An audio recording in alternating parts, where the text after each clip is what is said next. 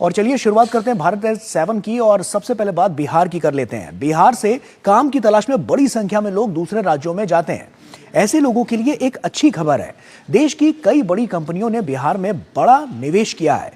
अब प्रदेश में उद्योग विभाग की तरफ से निवेशकों को आकर्षित करने के लिए इन्वेस्टर्स मीट का भी आयोजन किया जा रहा है। देखिए एक खास रिपोर्ट। बिहार में निवेश से बढ़ेगा रोजगार। बिहार में बढ़ने वाले हैं रोजगार के अवसर। बिहार में 28,000 करोड़ के निवेश को स्वीकृति। बिहार में बनने लगा उद्योगों के लिए माहौल।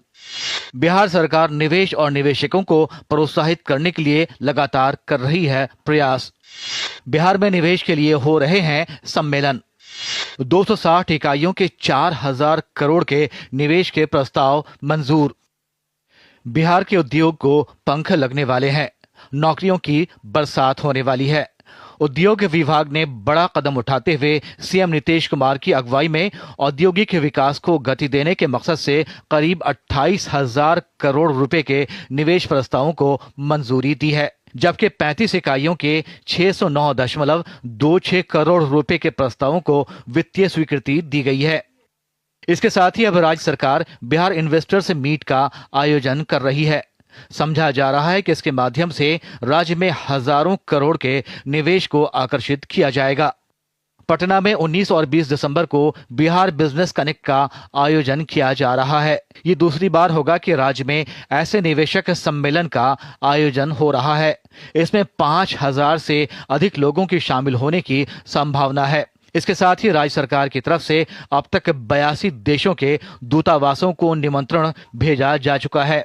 हमारा बिहार बिजनेस कनेक्ट है, जो इन्वेस्ट बिहार आप कह सकते हैं कि विभिन्न विभागों में बिहार में जहां संभावनाएं हैं निवेश करने की, वैसा एक हमारा कार्यक्रम है जहां बिहार की नीतियों के बारे में बताएंगे। टेक्निकल सेशंस हैं अलग अलग, उस पर बड़ी चर्चा होगी।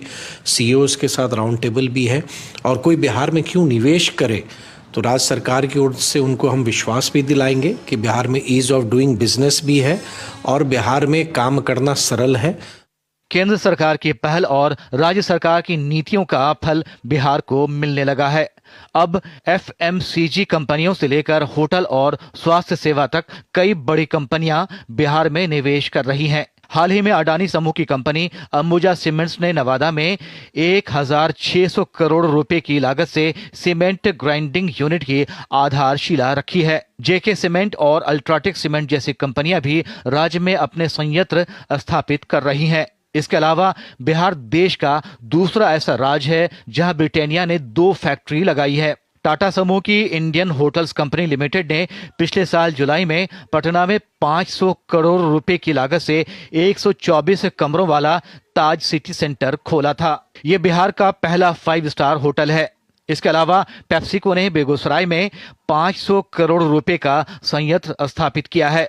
अब यह कंपनी बक्सर में अपनी दूसरी यूनिट भी लगा रही है। हमारा इंडस्ट्रियल एरिया अपने फुल कैपेसिटी पे काम करेगा तो लगभग 1,10,000 से भी अधिक रोजगार के अवसर यहाँ पर आएंगे और 25,000 करोड़ से भी निवेश का एक अनुमान आप लगा सकते हैं। बिहार सरकार निवेशकों को उद्योग लगाने के लिए अपने लैंड बैंक को भी बढ़ा रही है।